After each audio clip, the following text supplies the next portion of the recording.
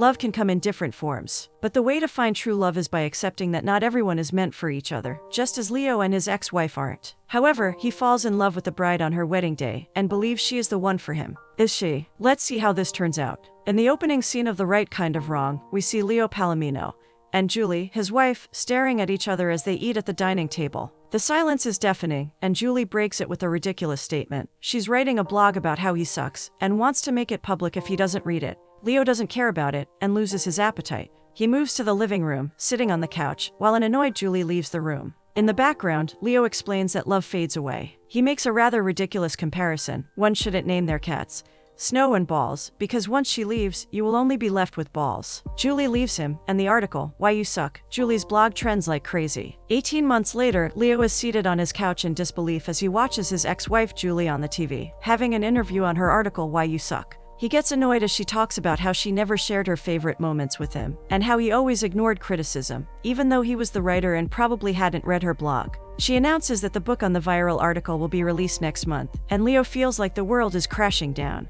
The sound of the banging on the door interrupts him. Leo opens the door to see Ravi and Pia, who have been sent by their dad for him to watch, and they tease him about always watching Julie. Still at the door, they hear the sound of hooves, and Pia realizes that there's a wedding going on, and makes fun of their need to display that they're rich. The children are very clever, but sometimes it's not good. As Ravi and Pia are playing with the American football, Ravi throws it, and it mistakenly hits the bride, who immediately throws up the ball and kicks it away with her leg. The three of them are entranced as Ravi envisions his future wife. Pia sees the woman she wants to become, and Leo knows the next step he wants to take. He pursues Ravi and Pia back to their house. Meanwhile, Julie tells us that Leo's worst trait is his unrealistic dreams, which come all of a sudden at times, and as she's saying this, Leo hurriedly gets dressed for the wedding. At the church, Leo sits at the groom's side, beside a woman who knows him. Another woman comes in sitting beside him, and she thinks Colette, the bride, is crazy as they pronounce them husband and wife. In the car, as they head to the reception, Tess, Colette's mother, explains to Leo that it's just been 4 months since Danny and Colette met, and that everything's just too fast.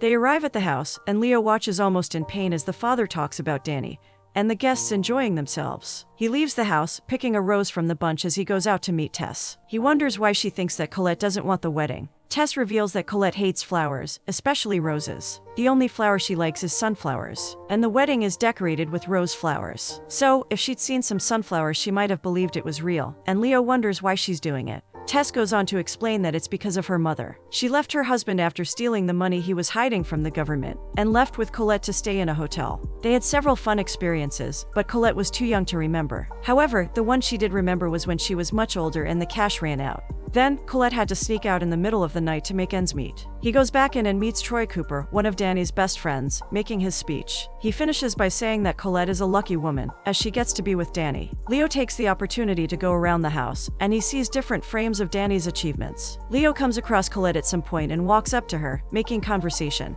He introduces himself as Leo Palomino, and practically asks her out on a date. Colette is dumbfounded, reminding him that it's her wedding, and Leo cheekily says that everyone has baggage sometimes. At that moment, Danny walks up to them with 2 glasses of drink in his hands, apologizing to Colette, as he had been held up by some of his mates. He shakes Leo's hand in an attempt to introduce himself, and Colette is shocked that he doesn't know him, but Leo claims they previously met when he keyed his Hummer. Leo states that Colette should date him instead, and Danny has a nervous laugh while Colette's mouth is hanging open. When he clarifies that it's not a joke, Colette punches him, and Danny wants to catch him, but he runs away. Danny orders his friends Garnet and Cooper to stop him though. They catch him, and the whole party is in disorder. Garnet and Cooper want to beat him up, but Danny stops him, as he's a lawyer and doesn't want to cause problems. They recognize him as Julie's ex-husband and Danny. Leo laughs as he leaves the property, and Tess, who realizes what just happened, smiles. The next day, Leo feeds the cat Balls, who's sulking as he misses Snow. On his way to the cafe, he sees a bear on the way and is surprised. At the cafe, as Leo gets his coffee, people not so secretly whisper about him, as he's Julie's ex-husband.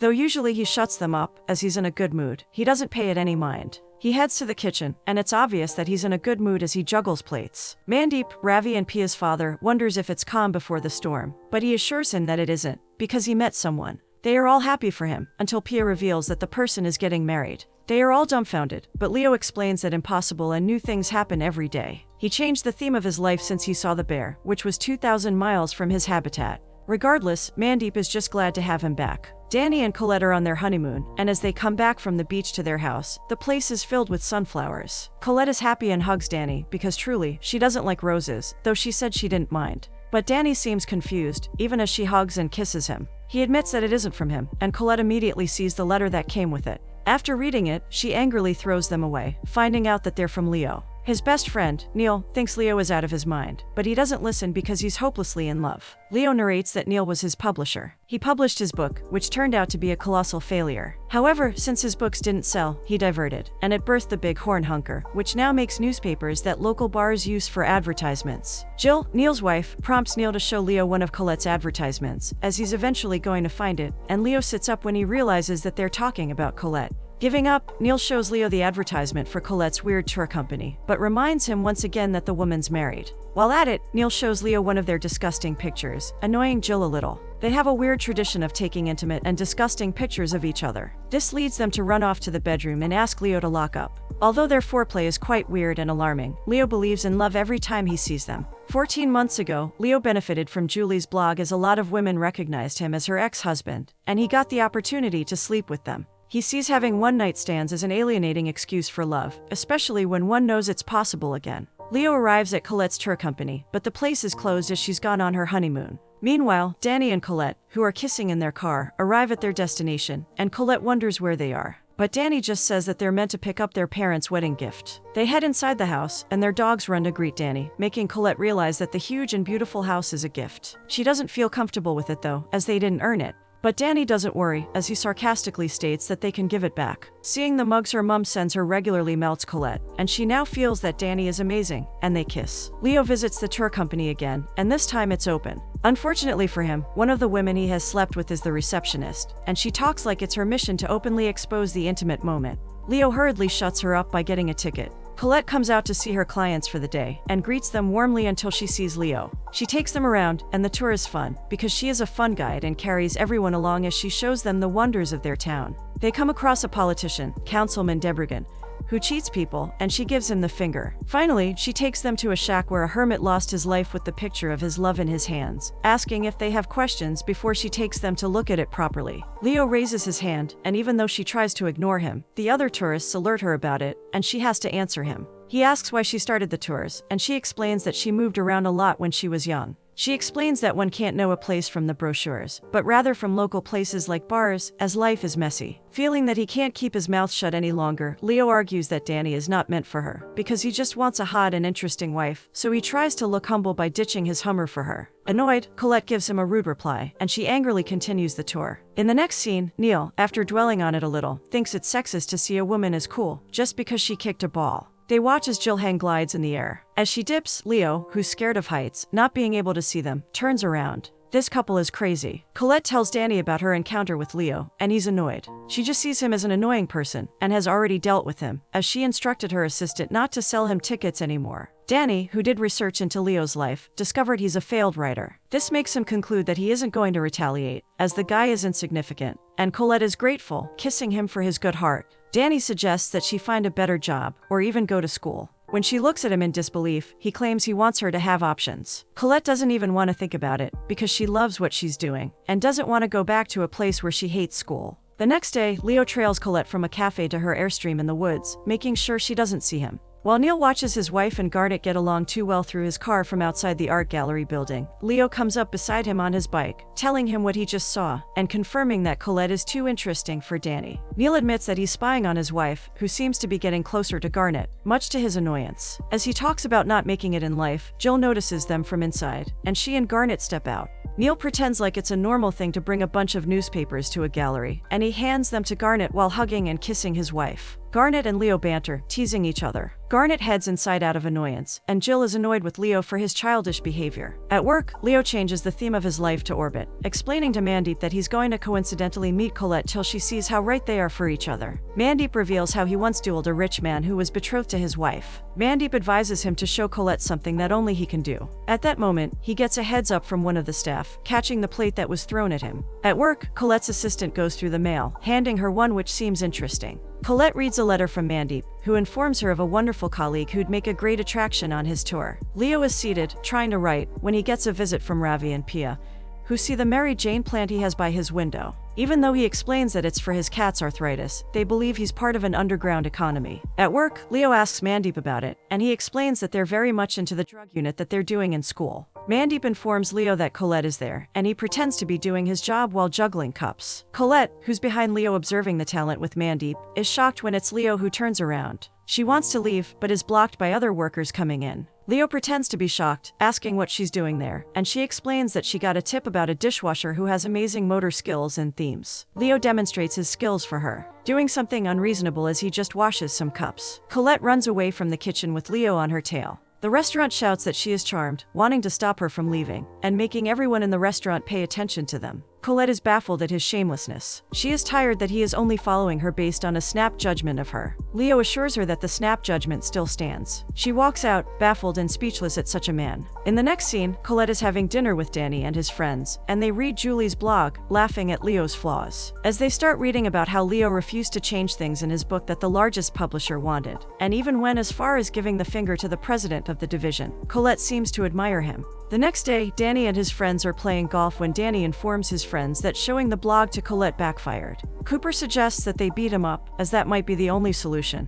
but Danny doesn't buy the idea, as they're adults and shouldn't concede to that nonsense. Seeing his younger brother beside him, Cooper gets an idea. Leo stares in devastation as he sees Julie's book where he always wanted his own to be, but doesn't let it bother him for long. As he heads home, he is beaten up by Sean Cooper and his friends. Later, when he wakes up at the same spot, he sees Snow, and is glad, thinking she's back to him. But the cat is unfortunately taken by an old woman, who admits that Julie gave her Snow before she left the city. In a bar, Leo uses a cold drink to press his face. Neil, who's almost drunk, is annoyed, while a drunk Mandeep advises him to fight on, as it's worth it. This makes Leo say he loves them. Noticing the cheer in the background, Leo is too drunk to get annoyed when his friends explain that everyone read about his bad drinking habit. Later, when he gets home, he calls Julie, reprimanding her for giving Snow away. The next day in the kitchen, as Leo is packing some broken plates, Pia tells Ravi how Sean Cooper is bragging about beating up Leo. So, to try and scare him, they tell him while in the gym that Leo is a drug dealer, and that he'll surely beat them up too when he retaliates. They leave in style, leaving Sean and his friend confused. Meanwhile, in her office, as Colette looks at the people she's going to lead for a tour that day, she sees Leo. Frustrated, she asks why her assistant gave him a ticket when she specifically asked her not to, and she admits that she has slept with him before. They all go to Cooper's golf club, where they see the ghost bear that Leo has been seeing.